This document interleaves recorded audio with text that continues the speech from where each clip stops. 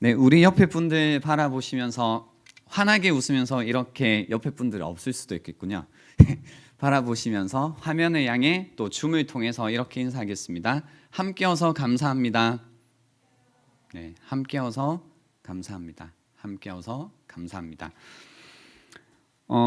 살다 보면 짜증날 때가 있습니다. 있으시죠? 네. 그러니까 뭔가 내 삶이 이상하다고 느껴질 때가 있죠. 뭔가 내 삶이 나쁜 것 같아.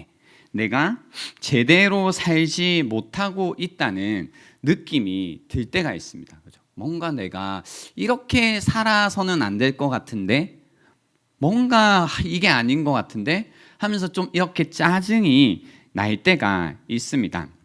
그래서 뭔가 다 집어치우고 싶다. 삶이 짜증나서 다 집어치우고 싶을 때가 있습니다. 그때 한번 이런 상상을 한번 해보시겠어요? 어떤 상상이냐면요, 플룻이 있잖아요. 플룻 아시나요? 플룻을 사용해서 저기 옆에 보이는 드럼을 연주한다라고 한번 생각해 보십시오. 이제 상상을 해보면 알 수 있듯이 연주가 제대로 될 리가 있다 없다? 없죠. 칠 수는 있겠지만 연주를 제대로 하기는 힘들 겁니다. 그래서 이제 연주를 하다가 짜증이 나서 플룻을 어떻게 하나요? 집어 던집니다. 휙. 그리고 이렇게 얘기하는 거죠. 정말 나쁜 플룻이야. 근데 사실은 플룻이 나쁜 게 아닙니다. 내가 플룻을 원래 목적대로 사용하지 않았을 뿐입니다.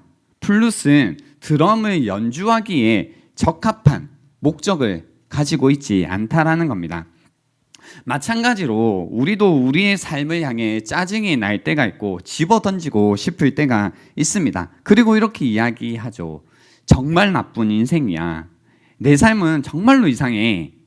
근데 사실은 내 삶이 나쁜 게 아닙니다. 어쩌면 내가 내 삶을 본래 목적대로 사용하지 않았을 수 있습니다. 왜냐하면 지금 이렇게 사는 것이 내 삶에 적합한 목적이 아닐 수 있기 때문입니다. 여러분 삶이 짜증이 나고 뭔가 집어 던지고 싶을 때 이런 생각을 해보셨나요? 그냥 단순히 내 삶이 좋지 않다, 나쁘다 정도가 아니라 혹시 내 인생이 내가 만들어진 내가 이 땅에 있는 목적에 적합하게 사용되고 있는지를 생각해 보신 적이 있으신가요? 아니, 그러기 위해서는 이 생각을 해보셔야겠죠. 내 삶의 목적은 무엇인지 먼저 생각을 해 보셔야 될 겁니다. 그래서 내가 내 인생의 목적대로 살고 있다면 잘 살고 있다라는 생각이 들 겁니다. 연주가 잘 되고 있겠죠. 하지만 나의 목적에 따라 살고 있지 않다면 아무리 내가 좋은 사람이라고 할지라도 이미 많이 짜증이 나 있을 수 있겠다라는 생각이 듭니다. 그래서 뭔가 목적에 맞게 잘 산다라고 하는 걸 어떤 단어를 쓰냐면요, 덕이라는 단어를 씁니다. 그러니까 virtue라고 하죠. 미덕이라고도 할 수 있는데요, 내가 덕이 있다, 미덕이 있다라고 할 때 단순히 착하게 사는 것이 덕 혹은 미덕이 아니다라는 겁니다. 우리가 창조된 목적을 이루는 선을, 그죠? 목적을 이루는 선을 성취하게 만드는 나의 성향이 바로 덕이라고 하는 겁니다. 그러니까 목적에 맞게 내가 잘 살고 있는 걸 덕이라고 하는 거죠.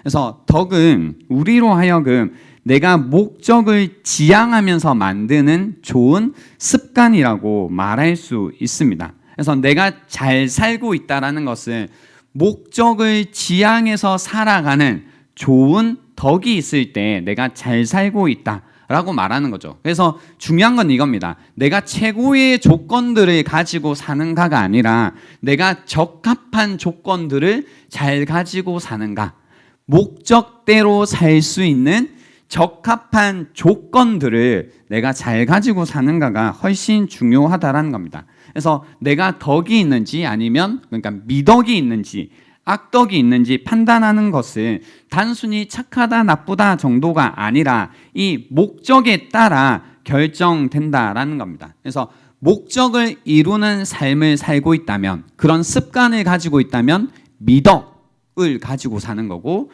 아무리 내가 착하고 뭐 한다고 할지라도 그 삶의 목적과 관련 없는 삶의 습관을 가지고 살고 있다면 그게 악덕이라고 이야기한다는 거죠. 이 얘기는 알렌스데어 맥킨타이어가 적은 덕의 상실이라는 책에 나오는 이야기입니다.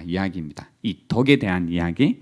그래서요, 내가 목적이 무엇인지, 그리고 내가 덕을 가지고 살아가는지를 알기 위해서는요, 그러니까 목적을 알기 위해서, 그리고 그 목적에 맞게 내가 내 인생을 잘 적합하게 살고 있는지, 그래서 덕을 가지고 살고 있는지 알기 위해서는 중요한 질문을 한 가지 해야 된다고 하는데요.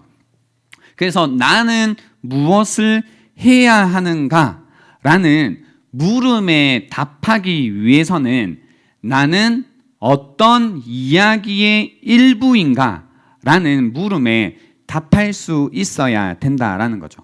그러니까 이야기에 따라 목적이 달라지고, 목적에 따라 내가 잘 살고 있는지 잘 살고 있지 않는지가 정해진다라는 거죠.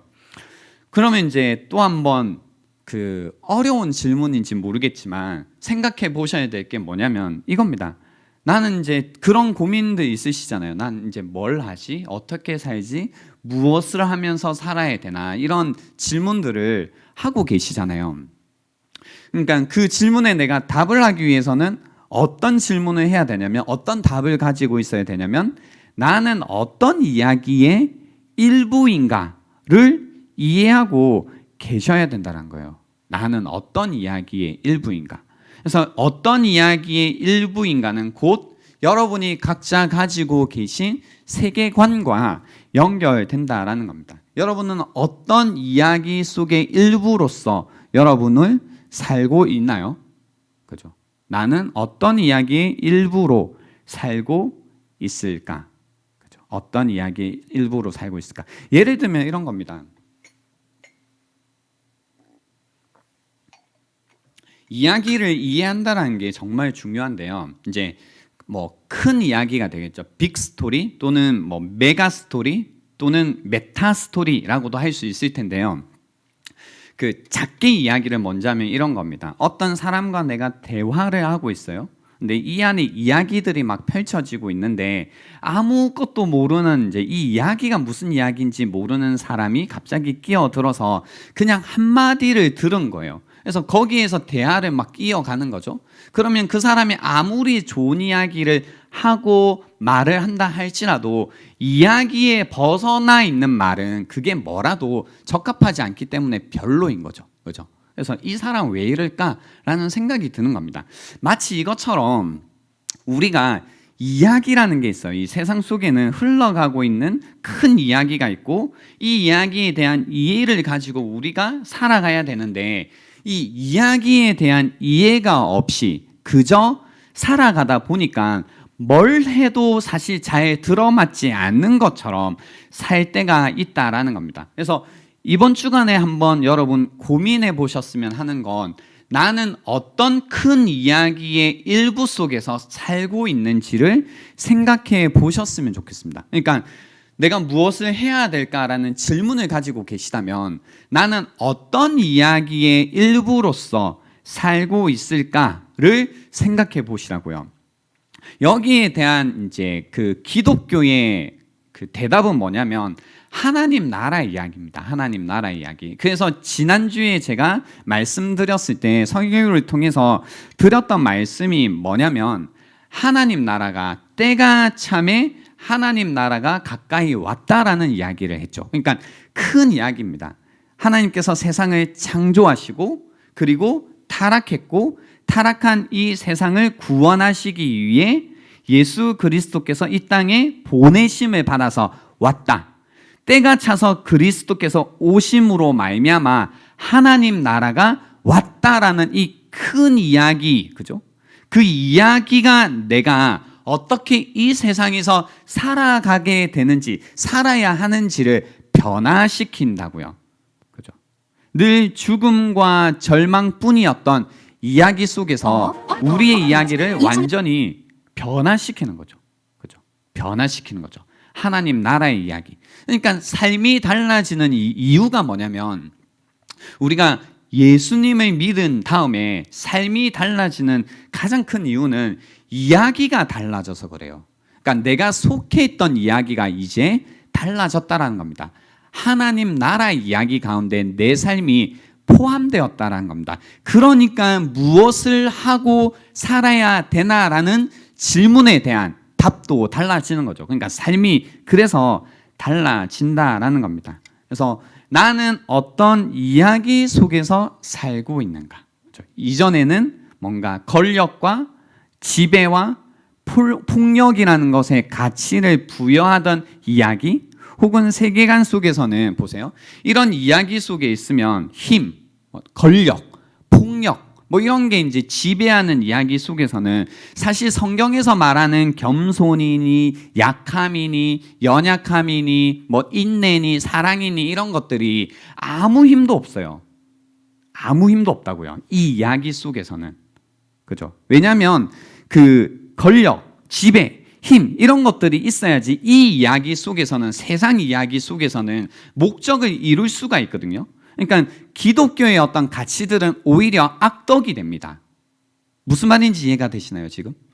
그러나 우리 이야기가 바뀌어서 하나님 나라 이야기 속에 있다면, 이전에 우리가 이거 내 삶의 목적을 이루던 방식이라고 했던 권력이든 힘이든 어떤 강함이든 이런 것들이 이제는 악덕이 된다는 겁니다. 왜냐하면 하나님 나라의 목적을 그런 식으로 이룰 수 없기 때문입니다. 그죠? 그래서 악덕이 미덕이 되고 미덕이 악덕이 되는, 그래서 하나님 나라의 이야기 속에 있다면 그리스도의 덕, 어떤 겸손, 약함, 인내, 사랑 이런 것들이 덕이 되기 시작하는 겁니다. 그러니까 전혀 달라지는 거죠. 그래서 요 지점에서 헷갈리시는 분들 많은 걸 알아요.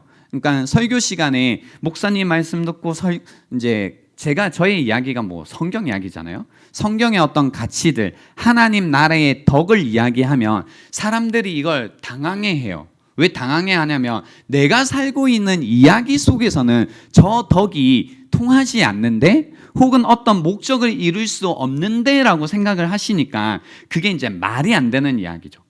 그 말은 곧 아직 나의 이야기가 변하지 않았다는 겁니다. 그죠? 내가 큰 이야기, 내가 일부가 된 그 이야기가 변하지 않으면 여전히 성경이 말하는 미덕이라는 것은 어쩌면 여러분에게는 좋다고 생각을 할 수 있지만 실제로는 삶 속에서는 악덕으로 여겨질 수 있을 겁니다. 이처럼 보세요. 이 변화된 이야기 속에서요, 우리가 반드시 가지고 살아야 되는 이 삶의 습관, 이 변화된 이야기를 이루기 위해서, 목적을 이루기 위해서 반드시 가지고 있어야 되는 마음이 있는데, 그게 뭐냐면요, 사명이라는 겁니다. 사명. 그러니까 세상의 이야기 속에서는요, 사명이라는 게 사실 들어있기는 하지만 필요가 없어요. 그러니까 성경이 이야기하는, 오늘 제가 이야기하고자 하는 사명이라는 것이 별로 소용이 없습니다. 필요가 없습니다. 아무짝에 쓸 데가 없어요. 그죠?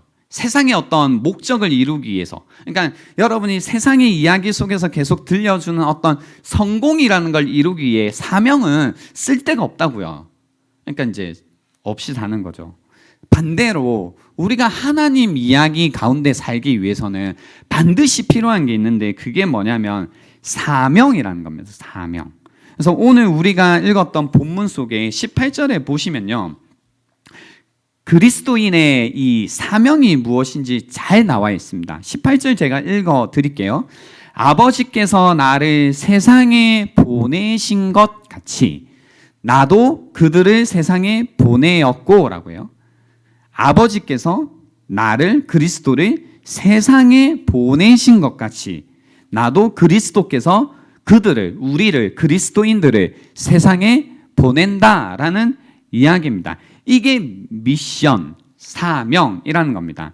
미션이라는 단어는요, 라틴어 미시오라는 단어에서 왔습니다. 뜻은 보내다입니다. 그러니까 미션, 사명이라고 하면 그 안에 뜻에는 보내다라는 거죠. 그래서 사명을 살다라는 것은 보냄을 받았다라는 겁니다. 이렇게 보냄을 받았다라는 겁니다. 그래서 18절 말씀은 예수님께서 지금 미션 중에 있다, 보냄을 받은 상태에 있다라고 말씀을 하시고, 그리고 예수님 보냄을 받은 예수를 만난 사람들은 역시 예수님처럼 어떻게 되냐면 보냄을 받는다라는 이야기를 하시는 겁니다. 그죠? 그래서 하나님 나라 이야기 속에서는 사람들이 계속 보냄을 받아요. 이렇게 보냄을 받는다고요. 하나님을 만나면 보냄을 받아요. 그리스도의 사랑을 알면 보냄을 받는다라는 겁니다. 그래서 미션이라고 할 때요, 우리가 선교, 사명이라고 할 때 어렵게 생각하는데요, 무언가를 보여주기 위해서 보냄을 받았다라고 정의하시면 됩니다. 사명, 미션, 선교라고 하는 것은 무엇인가를 보여주기 위해 보냄을 받은 사람들입니다. 선교사라고 하면 무언가를 보여주기 위해 뭐 했다고요? 보냄을 받았다라는 뜻입니다. 이런 분들이 저기 서울에 가면 많더라고요. 서울에 가면 대사관이 있죠. 대사관에 가면 대사들이 있는데요. 그분들이 어떤 분들이냐면 미국 대사관도 있고 스페인 대사관도 있고 말레이시아 대사관도 있고 다 있을 텐데, 그분들이 뭐 하시는 분들이냐면 우리나라에 와서 그 나라를 뭐예요? 보여주기 위해서 뭐 하신 분들이죠? 보냄을 받은 사람들이죠.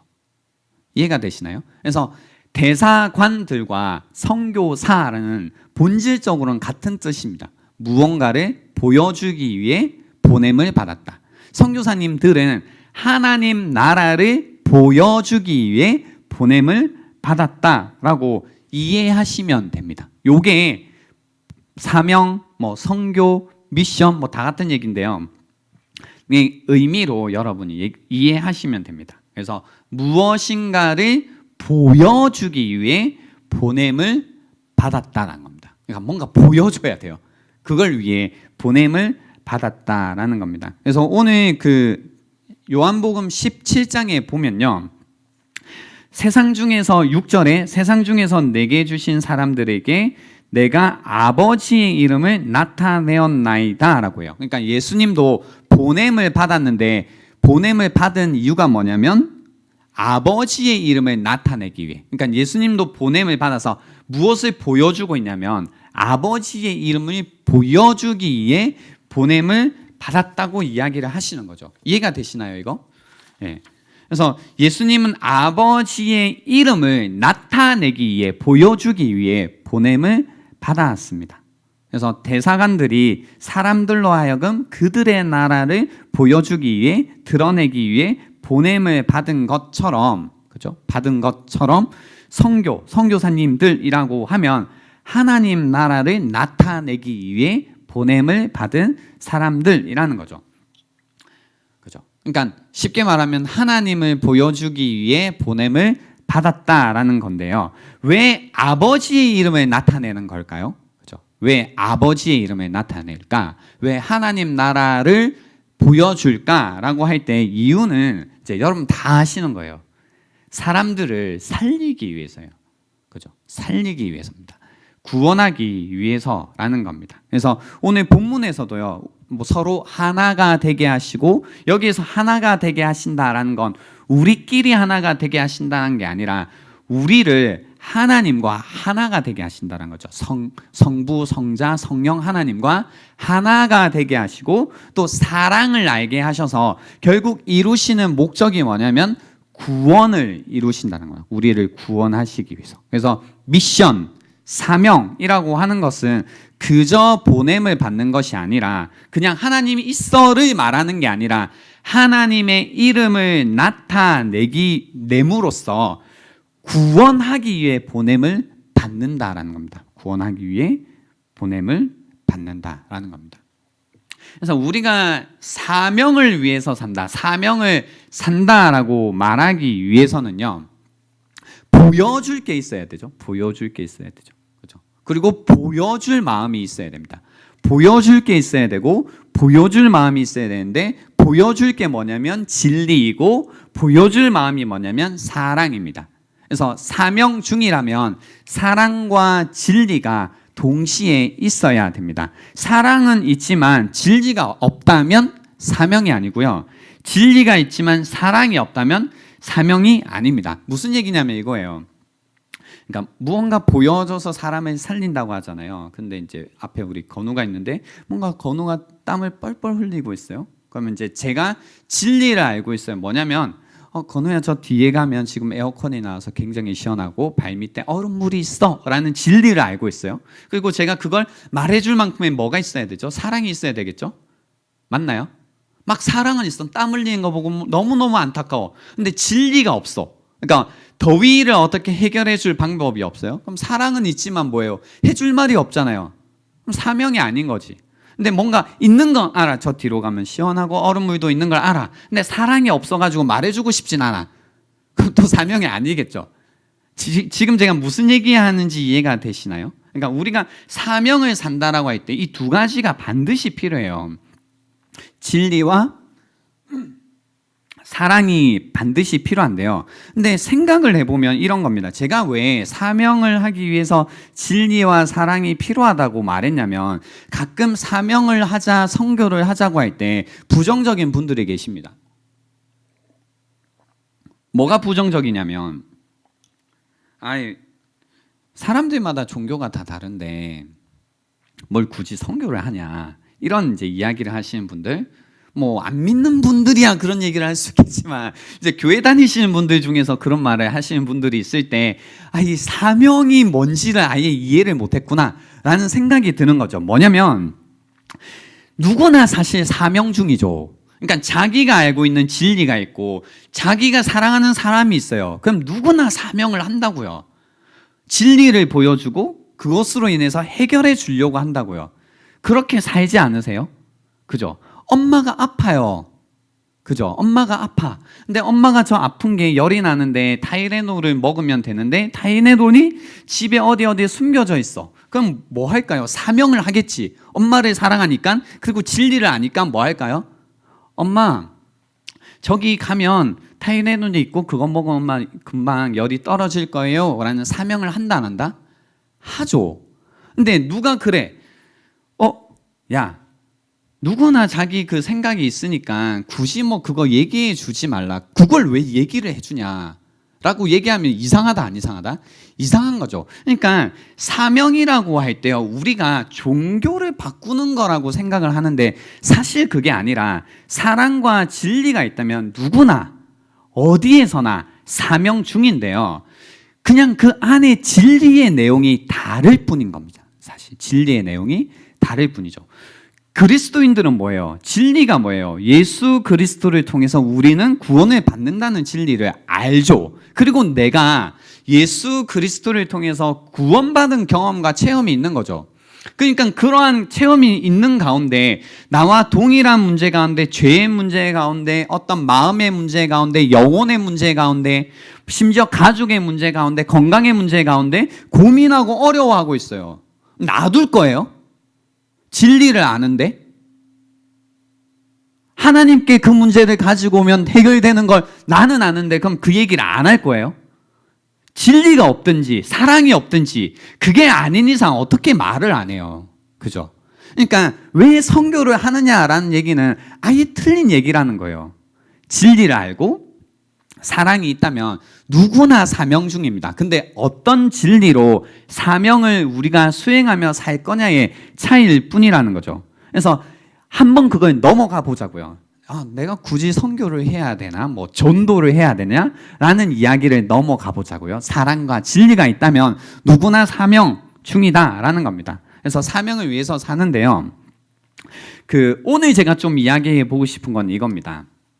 사명이 왜 필요할까? 그래, 알았어. 하나님 나라의 이야기 속에서 그 안에 어떤 내가 새로운 이야기 가운데 속해져 있고 새로운 삶의 목적을 안다고 할 때 사명이 꼭 필요하구나 알겠는데, 근데 저는 이제 오늘 사명이 필요한 이유를 조금 더 이제 존재론적으로 여러분에게 다가가고 싶은데요. 기쁨이라는 키워드로 좀 다가가고 싶어요. 왜냐면 우리가 더 이상 하나님 나라 이야기 속에서 살지 않고 그리스도인들조차 세상의 이야기 속에서 살다 보니까, 그죠? 어떤 목적도 잃어버렸고 그 가운데 사명 없이 살다 보니 저의 이제 생각은 기쁨을 잃어버렸다는 겁니다.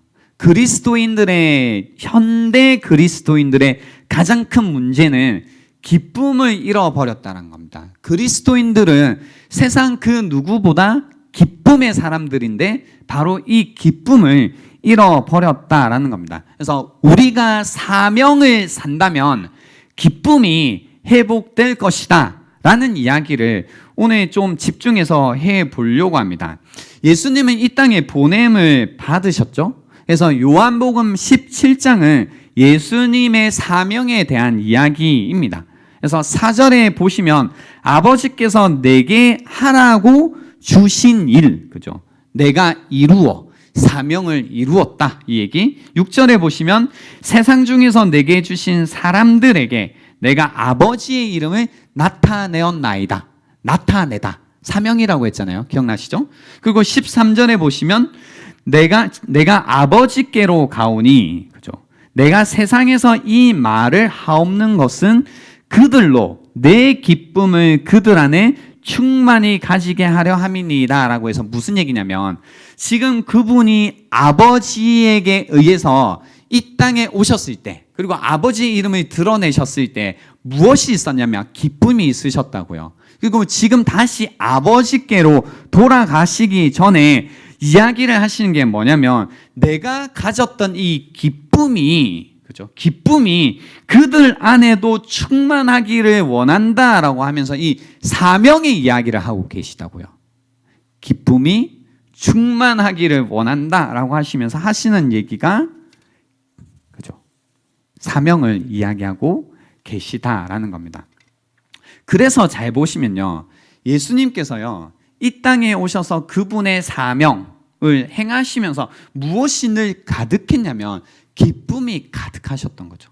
그래서 이 말씀이 히브리서 12장 2절에는 이렇게 표현되어져 있습니다. 믿음의 주요 또 온전하게 하시는 이인 예수를 바라보자. 그는 그 앞에 있는 기쁨을 위하여, 그죠? 기쁨을 위하여 십자가를 참으사 부끄러움을 개의치 아니하시더니라고 해서 십자가라는 구원의 이야기, 사명을 이루시는데 그것은 뭐 때문에 하셨다고요? 기쁨을 위하여, 그죠? 사명을 이루는 것, 그 안에 기쁨이 있으셨다고요. 십자가를 참는 것도, 부끄러움을 개의치 않는 것도 어떤 마음으로 하셨냐면 사명 중이시기 때문에 기쁨이 있으셨다고요. 기쁨. 참는 것도 기쁨. 부끄러움을 개의치 않는 것도 기쁨. 고통당하는 것도 기쁨으로 하셨다라는 겁니다. 그래서 기쁨을 충만히 가지게 하는 방법이 뭐냐면 사명이라는 겁니다. 사명. 그죠? 그래서 여러분 우울하시다면, 괴로우시다면, 더 이상 삶이 즐겁지 않으시다면 여러분이 한번 가지고 가셔야 되는 개념이 뭐냐면 이 사명이라는 겁니다. 사명으로 해결 안 되면 이제 뭐 진짜 끝입니다. 사명입니다. 사명. 그죠? 그래서 사명이 중요한데요. 한번 여러분 생각해 보세요. 이게 재밌는 게, 이제 오늘은 여러분이 생각을 많이 해봐야 돼요. 뭐 이야기도 생각해야 돼, 목적도 생각해야 돼, 이제 그죠? 이 사명도 생각해야 돼. 그러면서 이거죠. 사람들이 흥분하는 이야기가 뭐죠? 막 좋아하는 이야기가 뭐죠? 그래서 막 영화로도 나오고 막 하는 이야기가 뭐냐면 세상을 구하는 일입니다. 그죠? 세상을 구하는 일, 그리고 어떤 미션, 어떤 이런 이야기에 사람들이 흥분합니다. 세상을 구하는 일. 그래서 지금도 이런 이야기에 사람들이 관심을 가지고 흥분하죠. 얼마 전에 이제 전 세계적으로 몰라요. 전 세계 다 봤는지 모르겠지만 어벤져스라는 영화도 결국은 사람을 구하는, 세상을 구하는 뭐예요? 이야기죠. 그죠? 이야기죠. 거기에 관심이 있다고요. 그리고 심지어 좀비 영화들도 보면 결국은 무슨 얘기예요? 세상을 구하는 이야기예요. 재밌지 않나요? 그러니까 어떤 이야기든 사람들이 관심을 가지고 흥분하고 좋아하는 이야기들을 보면 사람을 살리는 이야기예요. 사람을 살리는 이야기. 그러고 나서 보니까 이제 여러분의 동심이 다 파괴되어서 그렇지, 우리가 어렸을 때 어떤 일을 해야겠다, 어떤 사람이 되어야겠다라고 할 때 이 직업이라는 것, 나의 장래 희망은 사실 무엇과 관련이 있었냐면 이 사명, 세상을 살리는 것과 사실 관련이 있었죠. 몰라요. 여러분이 이제 어렸을 때부터 세상 이야기에 아예 이제 찌들어 가지고 있었으면 어렸을 때부터 꿨던 꿈이라는 것은 뭐 세상을 살리고 이런 거 말고 어떻게 하면 잘 먹고 잘 살까 이런 것만 했겠지만 불쌍하죠. 와, 참. 5살, 6살인데 이제 야 꿈이 뭐야? 라고 하는데 저는 아파트 2채를 갖는 게 꿈입니다 한다면 눈물 나는 일이지 않을까요? 그러지 않을까요? 그러니까 여러분이 현재 꿈꾸고 있는 걸 지금 6살, 7살 아이들이 꿈꾼다고 생각해 보세요. 현실을 몰라서 그렇다고 말할 수 있겠지만 정말로 그걸 꿈꾼다면 너무 슬픈 일이지 않아요? 애들이 그런 것만 꿈꾸고 있다면? 저는 아파트를 갖는 게 꿈입니다. 애들이 그렇다고 생각해 보세요. 저는 그냥 잘 먹고 잘 살기를 바랍니다. 얼마나 슬픈 일이에요. 그죠? 뭔가 세상을 구하고 사람들을 돕고 이런 것들에 대한 꿈이 있기를 바라지 않을까요? 그러니까 세상을 구하는 이야기는 어린아이들에게 오히려 더 잘 나타나 있죠. 그죠? 우리가 세상을 바라보는 눈이 회의적으로 변하기 전에 뭔가 현실이라는 것을 알기 전까지는 이런 마음으로 살아왔다라는 거죠. 다 미래라는 것이 사명과 관련이 있었어요. 어떻게 하면 사람들에게 뭔가 보여줘서 살릴까의 일이었다고요, 원래. 그래서 건강한 가정을 꿈꾸는 분들도 뭐예요? 결국은 죽어있던 우리의 가정, 그리고 가족, 아버지, 어머니를 살려보고 싶은 마음에 건강한 가정을 꿈꿨던 거 아닐까요? 그죠? 주변에 아팠던 사람들이 있는 사람들, 그 사람들을 볼 때에 내 마음속에 그들을 위로하고 격려하는 삶을 살고 싶다라는 마음에서 무언가 되고 싶지 않았나요? 제가 예전에 가장 이렇게 생각하는 친구도 있구나라고 생각했던 고3 친구가 있었어요. 의대를 가고 싶대요. 왜 의대를 가고 싶냐고 하니까 어렸을 때부터 자기 할머니가 치매가 걸렸는데 치매 걸린 할머니를 볼 때 그 할머니를 구하고 싶었대요. 그리고 세상에 있는 우리 할머니와 같은 치매에 걸려 있는 할머니들을 구하고 싶은 마음에서 의대에 가고 싶다라는 얘기를 들을 때 감동이 된다 안 된다? 되잖아요. 근데 여러분이 갖고 있는 것처럼 왜 의사가 되고 의사 돈을 잘 번대요. 그래서 저 타고 싶은 차도 좀 타고 살고 싶은 집에 좀 살고 싶어 이렇게 얘기하면 슬프다 안 슬프다? 슬픈 거죠. 무슨 얘기인지 이해가 되세요? 그러니까 원래 꿈이라는 건, 직업이라는 건, 내가 앞으로 어떻게 살 것이다 라는 건 원래 사명과 연관되어 있을 때, 세상을 구하는 일과 연결되어 있을 때 그게 좋은 거라고요. 근데 우리 이거 잃어버렸잖아요. 사명 없이 이제 살잖아요. 이제는 세상 자체가요, 그냥 사명 없이 살아요. 뭐 그리스도인이고 아니고 상관없이 모든 사람들이 그냥 세상의 이야기는 사명과 관련 없이 살게 했습니다. 세상의 사명이 사라지면서 무엇이 사라졌냐면 기쁨도 사라졌습니다. 사명이 사라졌다라는 것을 시대의 정신은 어떻게 이야기하고 있냐면 이렇게 이야기하죠. 개인의 필요와 너의 니즈와 너의 안락함보다 중요한 건 이 세상에 없다라는 얘기예요. 그죠? 늘 듣는 얘기지 않나요? 야, 다른 거 중요하지 않다. 너의 필요, 너의 안락함이 이 세상에 살 때 가장 중요한 거야. 시대 정신, 개인의 성취, 자아 실현, 너의 꿈을 이루는 것이 가장 중요한 거야. 너가 실현되어야 돼. 너가 하고 싶은 일을 해야 돼. 너의 행복이 가장 중요해. 그죠? 너의 행복. 성경이 말하는 행복과 세상이 말하는 행복은 다르죠. 그래서 행복을 강요당하고 있어. 세상 속에서. 행복해야 된대. 근데 자꾸 불행해. 행복한 사람이 없는데 자꾸 행복해야 된대. 그러니까 불행한 겁니다. 자아 실현, 자기 만족, 어떤 행복이라는 것이 가장 중요하게 되었는데요. 그러니까 보세요. 그 이야기는 뭐냐면, 야, 누군가를 위해 살지 마라. 세상을 뭐 구하는 것, 나봐라. 이런 거 필요 없고, 그냥 너나 구하면서 살라는 거죠. 너나 구하면서. 그러니까 어떻게 되냐면, 나보다 더 중요한 게 없고, 나보다 더 높은 게 없고, 나보다 더 뭔가 가치 있는 게 없는 거죠. 내가 가장 가치 있고, 내가 가장 중요한 존재가 되었습니다. 나보다 더 높은 이상도 없고, 나보다 더 살아야 할 이유도 없고, 내 행복보다 더 높은 것이 없습니다. 그러다 보니 나라는 존재가 나 말고는 무언가를 위해 살 이유도, 무언가를 위해 죽어야 할 이유도 이제 없습니다. 그러니까 살 이유도 없고 죽을 이유도 없는 존재가 돼버렸습니다. 사명이 없어지자요. 그러니까 나에게 집중시킨 것까지 몰라. 좋았는데 그러다 보니 어떤 일이 벌어졌냐면 내가 누군가를 위해서 사는 기쁨이 사라졌다고요. 그러니까 죽을 이유도 살 이유도 없는 불행한 인생이 됐다라는 겁니다. 나 빼고 살 이유가 없어요. 아무것도 없다라는 겁니다. 그죠? 내가 목숨을 걸 만큼 중요한 존재가 없다는 것만큼 불행한 일이 어디 있습니까?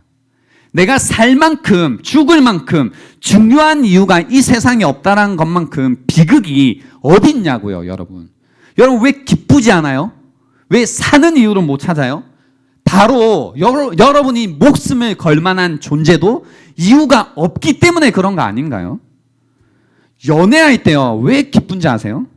그러니까 제대로 연애하면, 제대로 사랑을 하면 뭐가 좋냐면 어떤 존재가 나보다 커지죠. 그러니까 내가 사는 이유가 돼요, 그 존재가. 그리고 내가 죽을 존재도 돼요, 그 사람을 위해서. 그런 사람을 만나면 우리가 뭐라고 해요? 참 좋다고 하죠. 행복을 느껴요. 기쁨을 느껴요. 근데 누구를 만나도 뭐예요? 살만한 이유도 아니고 죽을 만한 이유도 아니고 나보다 큰 존재도 아니야. 그럼 연애를 해도 사랑을 한다고 해도 그렇게 좋지 않다고요, 이게. 그죠? 그러니까 우리의 연애가 밋밋한 이유가 여기 있죠. 사랑을 한다고 해도 사랑 같지 않은 이유가 여기 있는 겁니다. 그러니까 누구를 만나도 내가 살 이유가 되고 죽을 이유가 되어야 되잖아요. 근데 그런 사랑을 받아보지도 못하고 하지도 못했으니 뭐 사랑을 해도 행복한 것도 없는 거죠. 일을 해도 마찬가지고요. 그러니까 우리가 살아도 늘 내가 제일 중요하다라는 시대 정신 가운데 푹 빠져 사니까, 그죠? 나보다 큰 존재가 없어요. 살아야 되는 이유가 없는 거예요. 얼마나 불행해요, 여러분.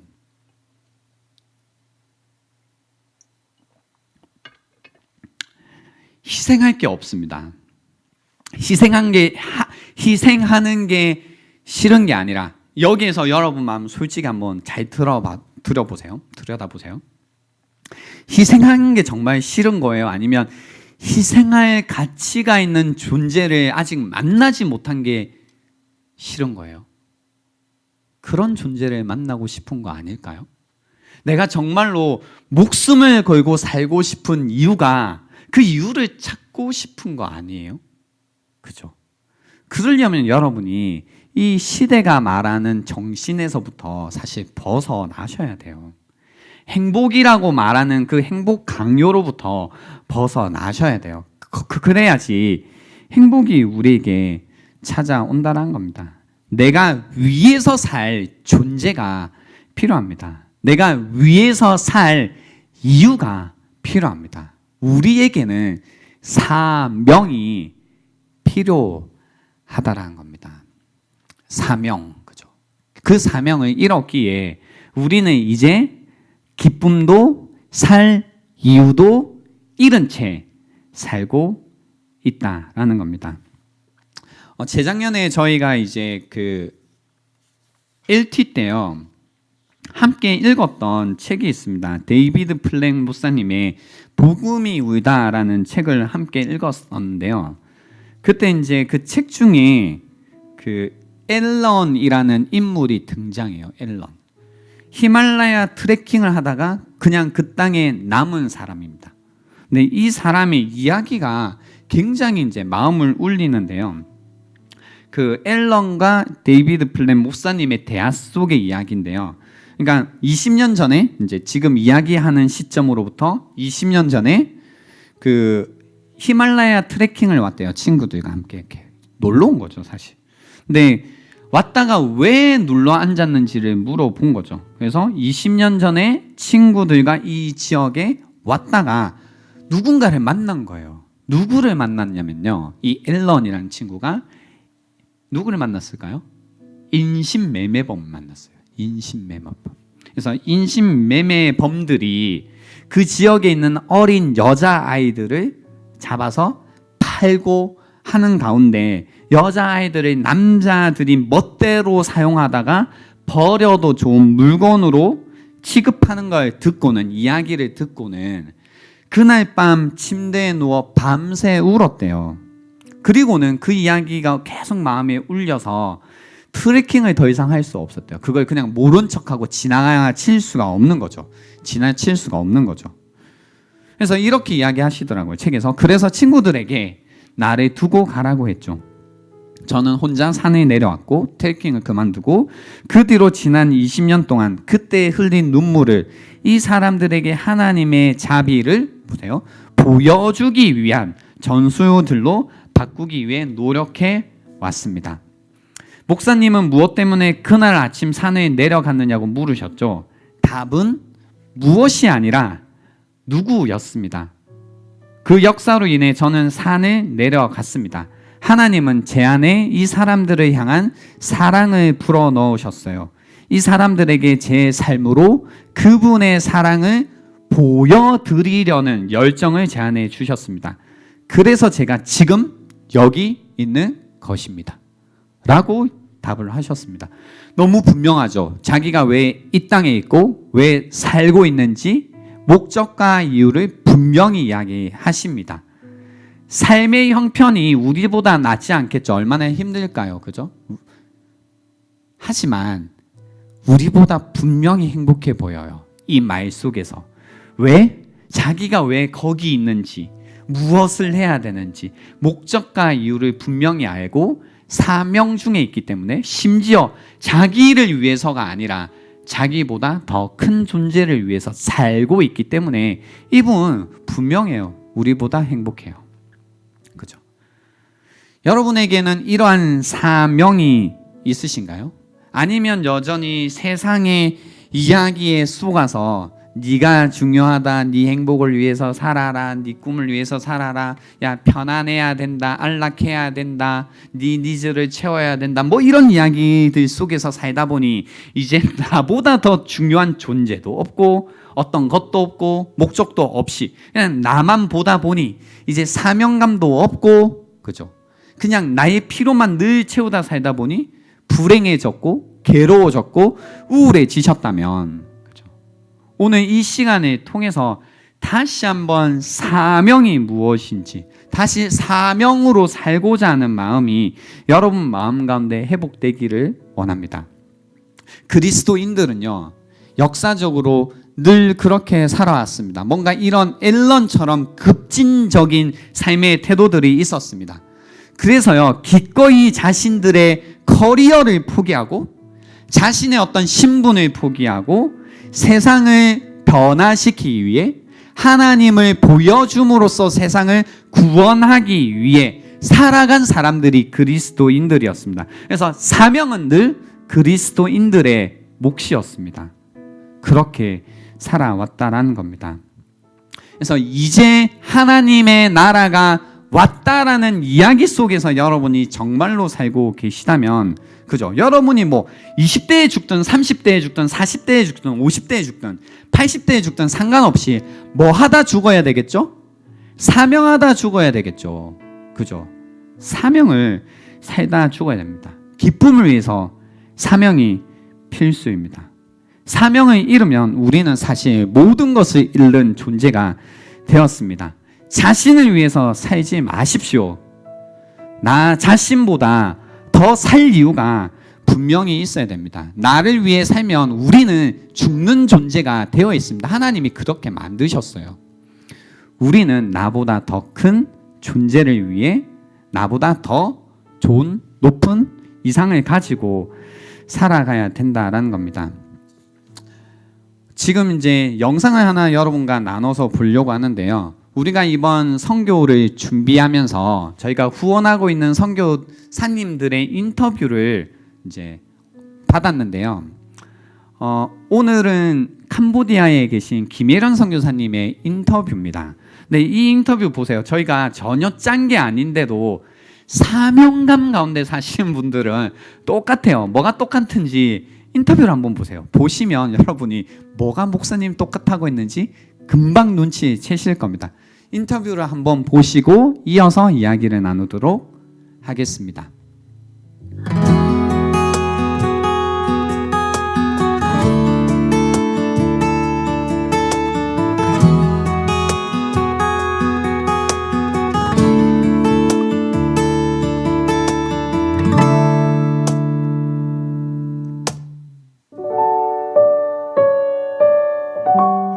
저는 1997년 4월에 한국을 떠나서 아프리카에 갔다가 내전으로 인해서 하나님이 다시 이곳에 캄보디아에 꽂아놓은 김혜련 선교사입니다. 저 같은 경우는 지금 몇 달째 집 안에서 문 밖에를 잘 안 나가고 특별한 일 있을 때만 교회는 당연히 못 나가는 거고 안타까운 건 아이들 예배가 없어진 게 안타까워요. 지금 내가 선교사가 될 거라고는 한 번도 생각을 해본 적이 없고 하나님한테 내가 선교사를 하겠습니다 하고 손든 적이 없어요. 내가 장녀로서 가족을 돌봐야 된다는 부담감이 되게 많이 있었기 때문에 결혼 문제로 이제 되게 많이 고민하고 기도도 많이 했는데 결혼 문제에 대해서 기도를 하니까 하나님이 아주 분명한 음성으로 내가 이보다 더 좋은 것을 너에게 줄 거야 그렇게 얘기를 하셨거든요. 그러고 나서 이제 김용태 목사님 이제 부르신 거예요. 그러면서 캄보디아에 반주자 분이 필요하다는데 알았습니다. 가겠습니다. 그냥 그랬어요. 준비가 하나도 안 된 선교사인 거죠. 하나님이 말씀하시면 순종해야 된다는 것만 아는 사람이었거든요. 그러고 나서 캄보디아를 오려고 했는데 길이 막혀버렸어요. 나는 어디든지 가면 된다. 그때 열렸던 길이 아프리카의 기니비사우예요. 그래서 아프리카의 기니비사우에서 1년 동안 진짜 훈련 짤짤이 받았어요. 동안 받고 있는 동안에 또 내전이 나는 바람에 한국에 잠시 들어왔다가 다시 이제 일로 들어오게 된 거죠.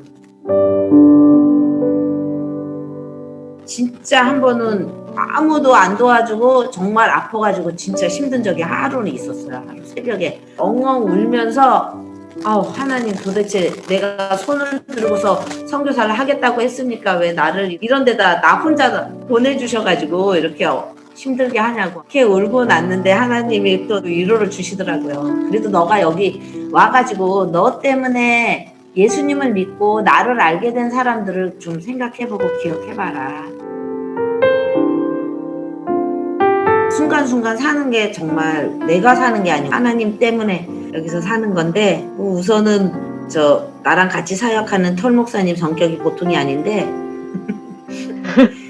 이렇게 목사님 만들어주시고 같이 살면서 사역할 수 있게 해주시는 이거보다 더 큰 은혜는 없는 것 같아요. 옛날에 예수님을 전혀 모르던 친구가 한국어를 배우러 와가지고 그 친구가 진짜 신실하게 예수님을 잘 믿고 우리 로코루스들보다 먼저 목사가 된 친구가 있어요. 그 친구가 하루는 나를 찾아와가지고 너무 감사하다고 선생님 때문에 내가 이렇게 목사가 됐어 얘기하는데 진짜 이렇게 마음에서 이렇게 나도 모르게 진짜 감사가 나오더라. 그래서 내가 하는 일이 아닌데 내가 뭐 한국어를 가르쳐봤자 얼마나 가르쳤겠어. 근데 그걸 계기로 하나님을 믿게 되고 또 하나님의 사역자가 되고 그런 모습들을 보면서 너무너무 감사해요. 복음은 내가 이 땅에서 사는 의미? 나를 통해서 저들이 예수님을 볼 수 있다는 것, 내가 여기서 사는 것, 이 사람들하고 같은 레벨로 살고 싶은 게 이제 내 소원인 거죠. 선교사라는 권위 그런 걸 다 버리고 같이 사는 게 나는 복음이다 그렇게 생각해요.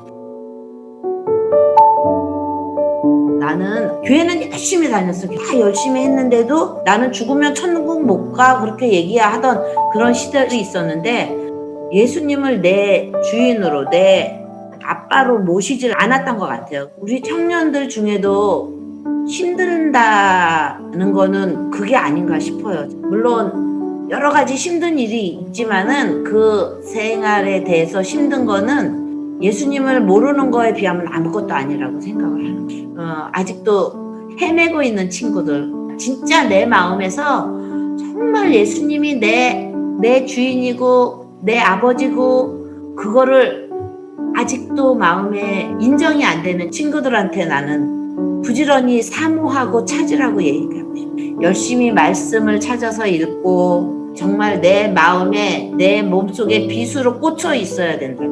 말씀들이 예수님을 정말 내 주인으로 섬기는 그런 사람들이 되면 이 세상을 살아나가면서 어떤 일이 닥칠 때 그것 때문에 힘을 얻어서 살아갈 수가 있어요. 우리 청년함대 친구들 지금 코비로 저도 힘들고 여러분들도 힘들지만 그래도 마음 한편에서는 소망이 있다는 거예요. 나를 잡아주시고 지켜주시는 하나님이 있다는 그것을 믿으면서 같이 하나님 향해서 나아갔으면 좋겠어요.